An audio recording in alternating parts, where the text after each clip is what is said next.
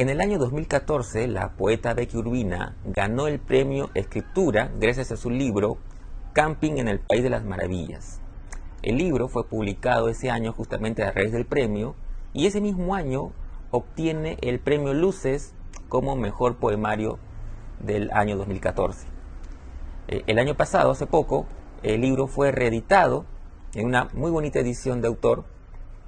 Y justamente sobre este libro, que es un interesantísimo poemario, que tiene un hilo narrativo, en donde podemos seguir al yo poético por distintas instancias de su vida, o de la vida, como la infancia, los primeros descubrimientos sentimentales, hasta la aparición de la ciudad. Eh, Justamente sobre este libro yo conversé con Becky hace unos días y quiero compartir con ustedes dicha conversación. Pero antes, quiero recordarles, sigamos leyendo. Las librerías ya funcionan de manera presencial y también lo hacen en modo delivery. Yo quiero recomendarles la estupenda librería Escena Libre. Pueden encontrar su local en la avenida Camino Real, en San Isidro, dentro del local del Centro Cultural de la Católica. Y también, por supuesto, seguirla a través de sus redes sociales como Facebook e Instagram. Ahora sí, sin más preámbulos, los dejo con la entrevista a Becky Urbina aquí en Letra Capital.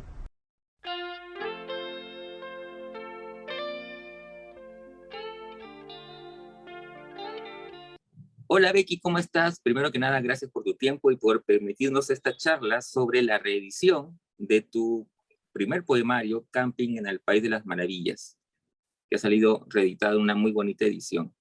¿Cómo estás, Becky? Hola Carlos, muchas gracias a ti por invitarme a conversar contigo nuevamente en esta ocasión por mi poemario que sí vuelve bueno, reedité un corto tiraje el año pasado, ¿no?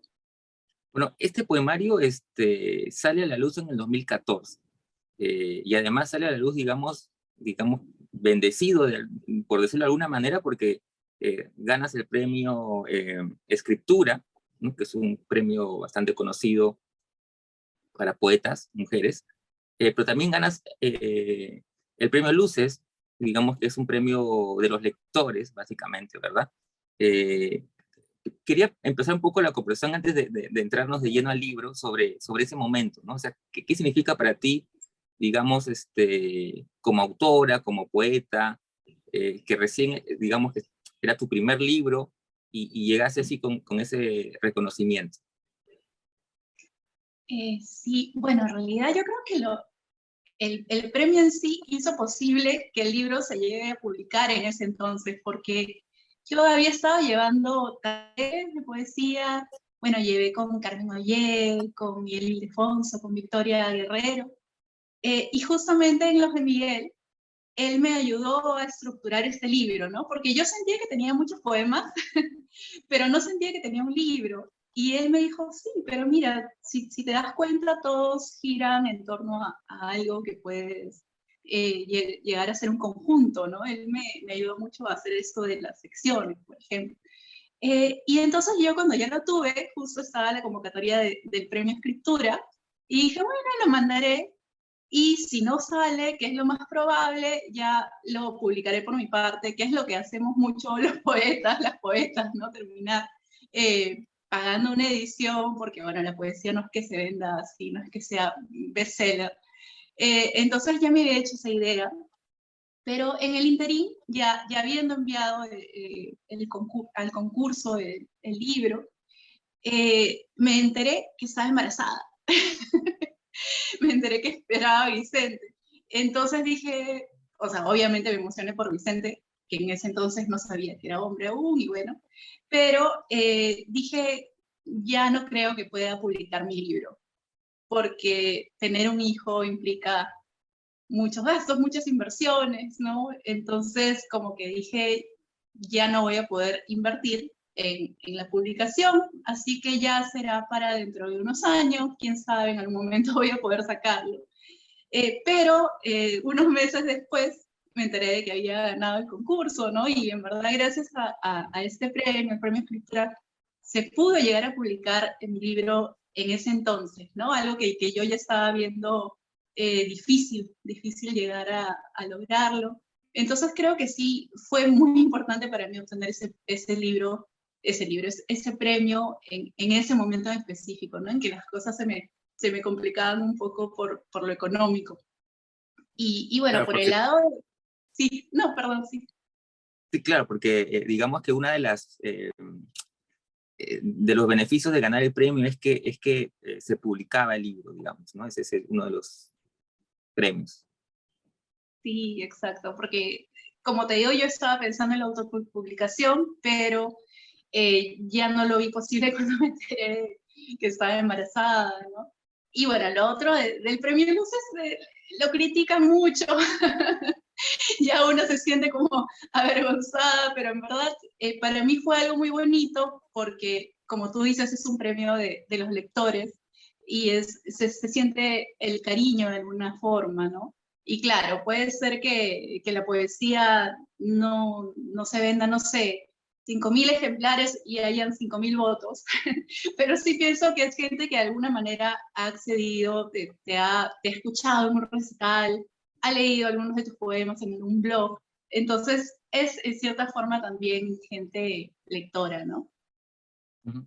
Sí, justamente pongo para ahí hacer una acotación a eso que mencionas de la polémica en torno al premio Luces, eh, que es una polémica, digamos, atendible desde cierto punto de vista, pero creo que en la poesía no se da tanto este tema, ¿no? Que se puede dar de repente en otros rubros, donde sí hay, digamos, autores más mediáticos y posiblemente terminen ganando, no digo que sea así, pero puede darse el caso de que terminen ganando por justamente ser conocidos, famosos, mediáticos, y aún no siendo leídos en realidad, ¿no?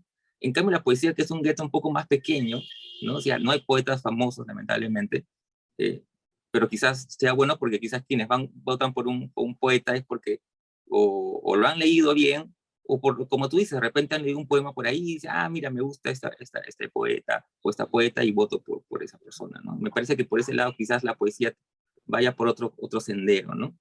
Sí, tal cual. Bueno, ya entrando en el tema del libro, que a mí lo he disfrutado mucho, la verdad que, bueno, ya te lo he contado otras veces, no había podido leer en la primera edición, así que recién lo he podido leer en esta nueva edición. Lo he disfrutado mucho, me ha gustado mucho y tengo muchas interrogantes que hacerte a partir de la lectura del libro, aunque algunas ya has empezado a responderles, pero me gustaría que profundizas un poco más. Por ejemplo, el tema eh, del origen. A mí siempre me da mucha curiosidad el origen de los libros, ¿no? Cómo se van germinando, ¿no? Este, eh, si tenías una idea, porque el libro, claro, como tú muy bien apuntas y que era un apunte de Miguel, tiene una organicidad, pues es un libro orgánico, ¿no? Porque incluso hay un hilo narrativo del que quisiera después también profundizar. Eh, entonces quería un poco que recordar un poco el inicio, o sea, ya más o menos me has mencionado que tenías muchos poemas y que tú no habías visto que tenían alguna vinculación entre sí, ¿no? Entonces, ¿cómo fue ese proceso de descubrir eh, que sí, que habían poemas que dialogaban, que podían ser un corpus orgánico? ¿Cómo fue esa experiencia? Bueno, yo siento que aprendí mucho en estos talleres en los tres que te he mencionado, sobre todo. Pero Miguel, algo que me ayudó es a ser una lectora de mis propios poemas, digamos, ¿no? A veces uno escribe y lo deja ahí, y bueno, por ahí relee para corregir, pero no lo ves desde una mirada externa, ¿no? Y él me ayudó a encontrar esa mirada y a poder notar algunos vínculos que había temáticos y bueno, sobre todo desde una mirada particular, ¿no? Que también hacía un poco que se unieran, que pudieran formar parte de un conjunto. Y bueno, al ver esas temáticas predominantes, fue que empezamos a armar estas secciones, ¿no? O sea, que estos poemas, por ejemplo, tienen que ver con el vínculo familiar, entonces ya los separamos por aquí, con la infancia, luego otros que tenían que ver un poco con el amor, o bueno, con las experiencias relacionadas con el amor, y otros estropicios que ponemos por ahí, ¿no? Y luego otros que tienen que ver con la crítica también de la realidad, de la sociedad, ¿no? Por eso también el título va con en el país de las maravillas, ¿no? Porque Perú es un país de las maravillas, como comentábamos antes, ¿no? En el que uno nunca sabe qué esperar, y eso iba ya por el lado de farsas cotidianas, ¿no? También desde la ironía del día a día, y finalmente un cuarto apartado más relacionado a la naturaleza, a la contemplación, y un poco desde una mirada quizás un poco distinta también, ¿no? Sí, justo cuando leí el libro, me llamaba mucho la atención esta especie de hilo narrativo, porque claro, empieza con la infancia, ¿no? Es decir, se podría, digamos, quizás admitir una lectura en el sentido de que hay como una historia, digamos, ¿no? La historia de un personaje que sería el yo poético, ¿no? Que empieza desde la infancia, ¿no? Luego las primeras exploraciones en el campo sentimental, ¿no? Hasta finalmente, hacia el final, pues el descubrimiento del mundo exterior, con la mirada crítica sobre la ciudad, por ejemplo, ¿no? Y bueno, y la naturaleza. Eh, eh, ¿Lo viste así también? Porque por momentos yo lo relacionaba a esas novelas de aprendizaje donde el personaje va evolucionando y va creciendo, ¿verdad? Entonces yo cada vez que yo leía el libro y sentía esa sensación. Sí, sí, ahora que tú lo dices, yo lo siento también. Bueno, en realidad, sí, son poemas que varios de ellos nacen de lo autobiográfico, ¿no? O sea, están por ahí plagados de experiencias propias que, claro, que en algún momento, que al pasar a ser un texto dejan de ser tan propias, ¿no? Y se van convirtiendo en otras cosas, pero sí, sí hay como un camino, porque en esta primera parte está la infancia, luego un poco esas exploraciones del amor y la vida, ¿no? Más adelante también la rutina laboral, ¿no? Yo trabajé más de 10 años en un banco y creo que eso también es notorio en esta parte. Y luego, como dices, ya digamos, más el macro, ¿no? El abrirse a la mirada y la contemplación de la naturaleza y el mundo, ¿no? Claro, Entonces sí, incluso, hay una especie de camino por ahí. sí, pues porque incluso las exploraciones sentimentales, pero también otro tipo de exploraciones. Por ejemplo, pensaba en un poema que tiene que ver con creo que el primer emborrachamiento, por decirlo de alguna manera, ¿no? Que también está presente en un La poema. primera resaca. Exactamente, la primera resaca, la palabra. Bueno, otra cosa que también te quería preguntar era, otro aspecto que a mí me encantó del libro y de los poemas, es algo que, digamos, que me hizo recordar algo que lo he escuchado decirle a Marco Martos, por ejemplo, a veces conversando con él sobre el hecho de que a la poesía hay que ponerle una especie de velo, ¿no? Digamos que no puede ser tan transparente, sino que hay que darle ese velo de misterio. Entonces yo leí tu poemario y sentía eso, ¿no? Los poemas con ese velo que uno se sumerge y va tratando de develar, ¿no? De develar y encontrar el significado, ¿no? Con lo alegórico que hay, lo metafórico que está muy presente en el libro, ¿no? ¿Cómo fue ese trabajo? Sí, bueno, es algo que yo siento que siempre estoy como que entre esos dos planos, ¿no? Por un lado se siente la transparencia porque es el lenguaje con el que yo me siento cómoda. O sea, a mí me gusta, por ejemplo, leer poetas muy líricos, pero yo siento que no es el lenguaje con el que yo me siento cómoda para escribir, ¿no? Con el que yo me identifico. Creo que también porque a mí me interesa mucho la narrativa y más ahora como que estoy explorando un poco más por ese lado con la literatura infantil y también con cuentos que estoy empezando a escribir, ¿no? También llevando talleres. Entonces siento que siempre he estado un poco entre ambos, pero sí, o sea, la poesía tiene que tener cierto velo, tiene que tener cierta sugestión, ¿no? De no decirlo todo. Y bueno, también, como tú dices, hay metáforas por ahí que tal vez no están enunciadas de manera lírica, pero están, ¿no? Están de una manera más desde la transparencia, desde lo cotidiano, desde eso, las metáforas del día a día, ¿no? O sea, con las que nos cruzamos y luego aparece en un poema, ¿no? Claro, y eso es lo bacán, porque comienzas a leer y dices, ah, qué interesante, y luego dices, ah, claro, en realidad me está hablando de esto, ¿no? Por ejemplo, la metáfora de los gatos, del Parque Kennedy, me parece muy buena, ¿no? Gracias, sí, y bueno, eso de hecho fue que a mí me encantan los gatos, y yo solía ir al Parque Kennedy y me ponía a leer o escribir ahí en una banca, entonces siempre recibía las visitas, pero luego sentí también esta relación con algo más, ¿no? O sea, con el amor, los afectos, los apegos, y así fue. Exactamente. Y un poco también me da curiosidad cómo concibes tú la escritura del poema, digamos, ya desde el punto de vista estilístico, por decirlo de alguna manera, ¿no?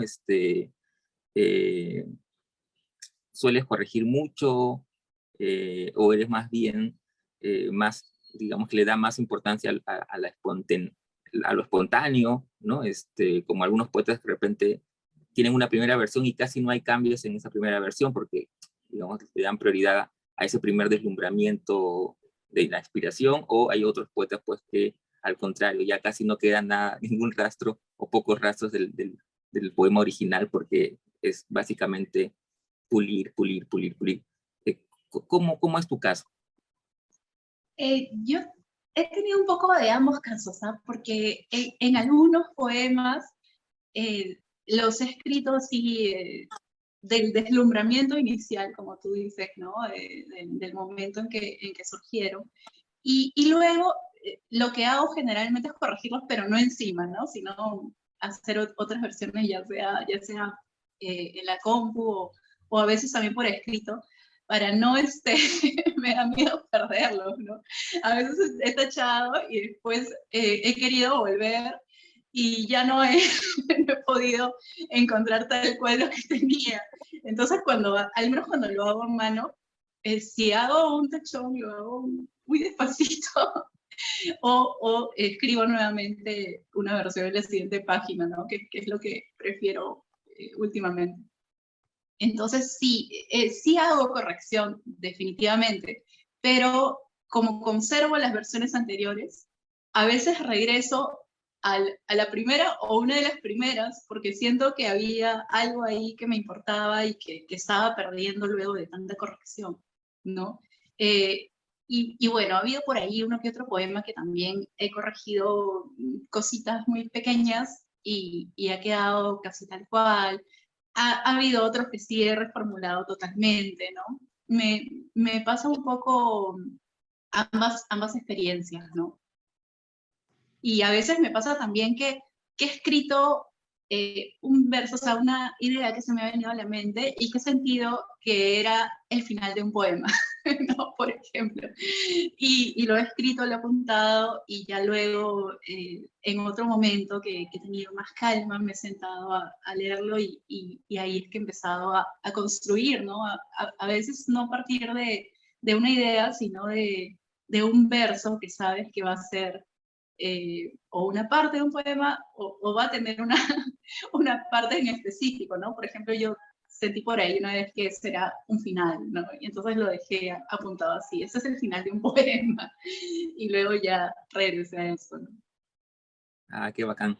Además porque, digamos, debe ser genial esos cuadernos porque te permiten ver también tu proceso, ¿no? Es genial, es alucinante. Qué Sí, bueno. sí, últimamente, o sea, como me he mudado hace poco, entonces en lo que uno empieza a armar cajas, se empieza a encontrar con cosas, ¿no? Y me he encontrado un montón de cuadernos de hace años, así, tachoneados, o con poemas que ya había olvidado, ¿no? Porque bueno, cuando hice esta selección para Camping, algunos quedaron fuera porque no iban específicamente con el conjunto. Pero los tenía, ¿no? Y ya los había olvidado porque han pasado 8 años, qué bárbaro, ¿no? Y ahora que estuve revisando esos cuadernos, me reencontré con ellos y me provocó más bien hacer nuevas cosas, ¿no? Ujú.